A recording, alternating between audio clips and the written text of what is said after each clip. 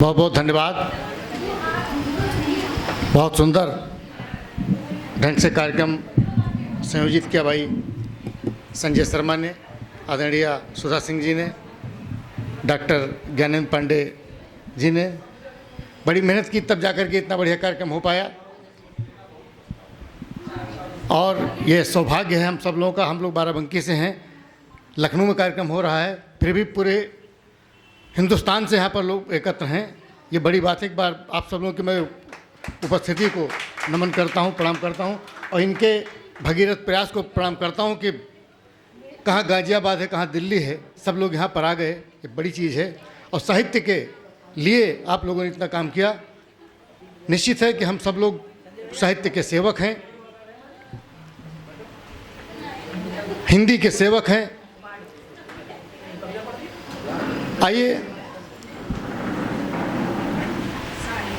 बात हिंदी सेवक क्या है। आज मैं सुबह पेपर पढ़ रहा था, मुझे बड़ी तकलीफ़ हुई। जनसत्ता पेपर में एक न्यूज़ मैंने देखा, उत्तराखंड में एक जज ने टिप्पणी की एक अधिकारी पर। एडीएम ने कहीं क्या रिजॉइंडर लगाया जाता है, हिंदी में लगा दिया। तो जज ने पूछा विभाग से, डीएम से पूछा कि जो अधिकारी हिंदी में उत्तर दे रहा है, अगर अंग्रेजी में उत्तर नहीं दे सकता तो ये जनसामान्य काम कैसे करता होगा। ये उस जज ने टिप्पणी किया और पूछा कि जो एडीएम पद पर है वो अगर अंग्रेजी में जवाब नहीं दे सकता तो जनसामान्य की समस्याओं पर कैसे चिंतन करता होगा, कैसे जवाब देता होगा। तो मुझे बड़ी पीड़ा हुई कि वो जज तो प्रश्न करता है कि अधिकारी, और जबकि अधिकारी चुन के आता है।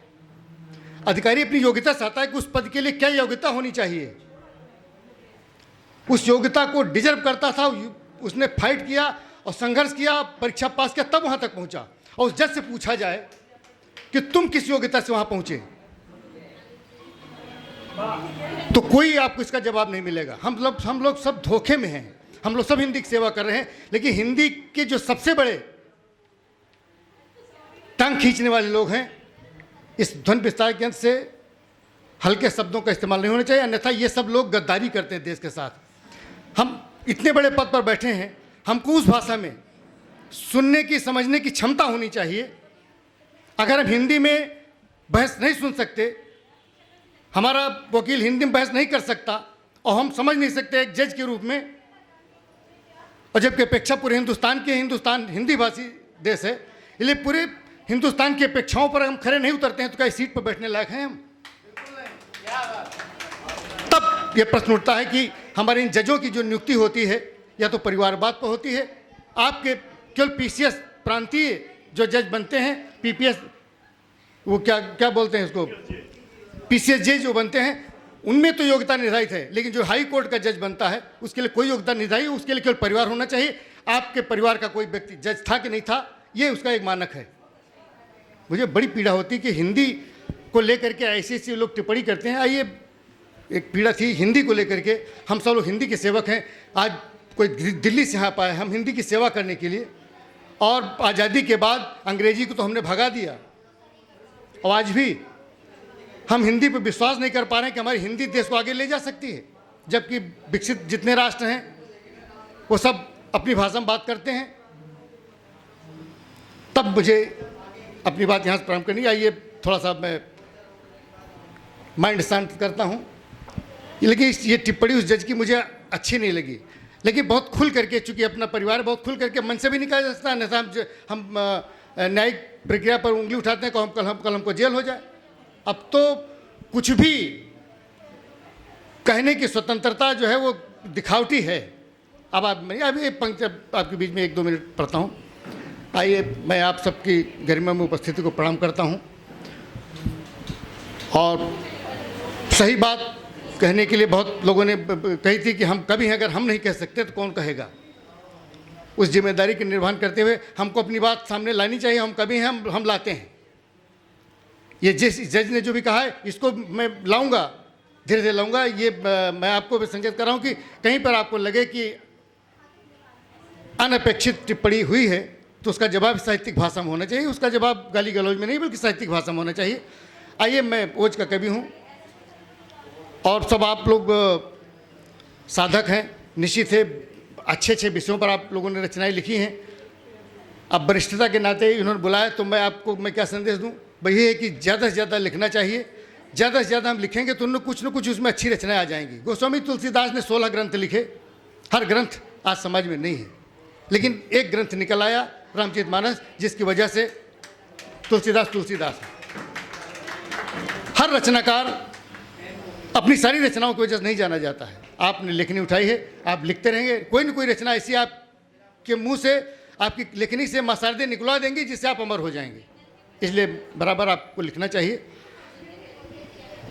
और लिखने के विषय बहुत दूर से नहीं लाने चाहिए, वह अपने आसपास ही खोजना चाहिए। सबसे पहले तो हम लोगों ने क्या किया, अपने जीवन में बहुत कुछ लिखा, 15-16 किताबें हो गई।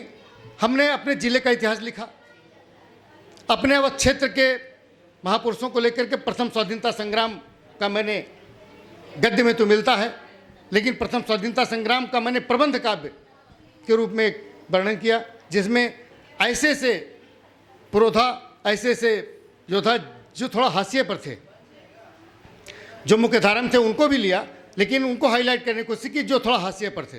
पूरा प्रबंध काव्य प्रथम स्वाधीनता संग्राम में अवध का योगदान कोरोना काल में मैंने तैयार किया। एक साहित्यकार होने के नाते गुरु गोविंद सिंह का बलिदान, पूरा प्रबंध काव्य मैंने तैयार किया। इस तरह से 15-16 पुस्तकें हो गई। यही अपेक्षा है कि हम लोग साहित्यकार हैं तो कुछ ऐसा लिख जाएं जिससे लगे कि हमने अपनी भारतीय संस्कृति का गुणगान किया। हमें जो लिखना चाहिए था हमने उसका गुणगान किया, केवल हमने किसी की प्रशस्ति नहीं किया। अपने महापुरुषों का हम गुणगान करें, ये हमारी जिम्मेदारी है। और ये जिम्मेदारी न सरकार पे जाती है और न किसी पे जाती है, जिम्मेदारी साहित्यकारों पे जाती है। आइए,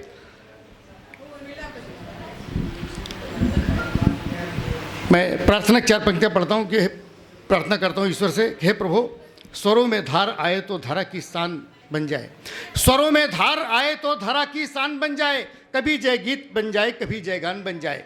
स्वरों में धार आए तो धारा की शान बन जाए, कभी जय गीत बन जाए, कभी जय गान बन जाए। हमारी कल्पना की तूलिका से रंग जब निकले, हमारी कल्पना की तूलिका से रंग जब निकले, धरांबर के बीचों बीच हिंदुस्तान बन जाए, धरांबर के बीचों बीच हिंदुस्तान बन जाए। और 4 पंक्तियाँ प्रार्थना पढ़ता हूँ कि हे प्रभु उठे जो भाव इस दिल में संवर कर छंद हो जाए, उठे जो भाव इस दिल में संवर कर छंद हो जाए, लगे करने कली मामा प्रबल मकरंद हो जाए। करोड़ों करोड़ों करोड़ों देवताओं से बिनय है देश की खातिर, करोड़ों देवताओं से बिनय है देश की खातिर, कृपा कर दो कि हर बच्चा विवेकानंद हो जाए, कृपा कर दो कि हर बच्चा विवेकानंद हो जाए। और विवेकानंद सर के हाथों में जब देश आए तो उनके सामने क्या संकल्प होना चाहिए? आपका संकल्प होना चाहिए, हमारा संकल्प होना चाहिए, जनता का संकल्प होना चाहिए। उस संकल्प को आपके बीच में रखता हूँ। इस संकल्प के साथ लोग देश को आगे ले चलें कि सदा तस्वीर भारत माँ के अपने दिल में रहती है, सदा तस्वीर भारत माँ के अपने दिल में रखते हैं। कथन चोरी तथा चुपके नहीं महफिल में रखते हैं। 2 चीज़ें होती हैं, एक भक्ति, दूसरी देशभक्ति। भक्ति तो छुपा की जा सकती है, लेकिन देशभक्ति में दिखाना पड़ता है, तब हमारा संकल्प आगे बढ़ता है। सदा तस्वीर भारत माँ के अपने दिल में रखते हैं, कथन चोरी तथा चुपके नहीं महफिल में रखते हैं। मोहब्बत हिंद से हमको कितनी कैसे बतलाएं, हम अपनी जान तो कश्मीर व करगिल में रखते हैं।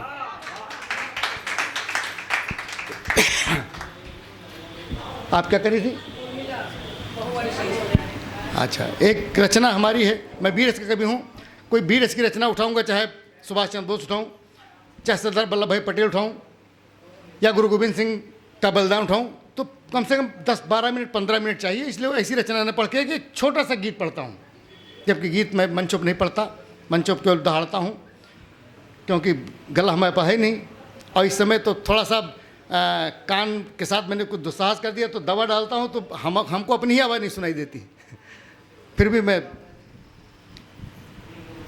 एक गीत पढ़ता हूँ, सुनेगा।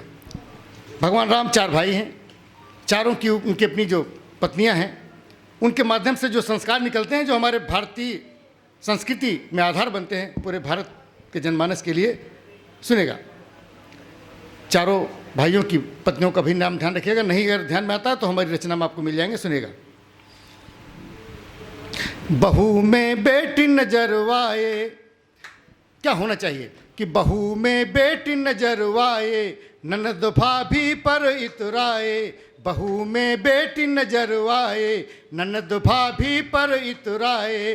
प्रीति में जहाँ रवानी है, प्रीति में जहाँ रवानी है, स्वर्ग की यही निशानी है, राम की भव्य कहानी है। पति पर धूप पड़ी तो सीता छाया बनकर डोली, पति पर धूप पड़ी तो सीता छाया बनकर डोली। चली कंटकों बीच किंतु उपमुख से कभी न बोली, चली कंटकों बीच किंतु उपमुख से कभी न बोली। रक्षणार्थ लक्ष्मण जी जागे वर्ष चतुर्दश वन में, नहीं उर्मिला सोई रोई अपने भव्य भवन में, नहीं उर्मिला सोई रोई पति के भव्य भवन में। समर्पित रही स्वामी के प्रति न रोकी कभी नियत की गति, समर्पित रही स्वामी के प्रति न रोकी कभी नियत की गति। बनी तब त्याग भवानी है, स्वर्ग की यही निशानी है, राम की भव्य कहानी है। मिला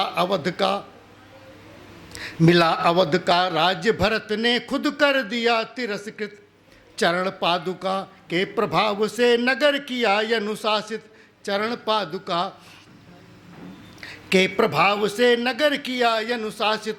भरत प्रिया मांडवी बनाए, भरत प्रिया मांडवी बनाए, रही सुखों से दूरी, बस उतना स्वीकार किया जो जीवन हेतु जरूरी, बस उतना स्वीकार किया जो जीवन हेतु जरूरी।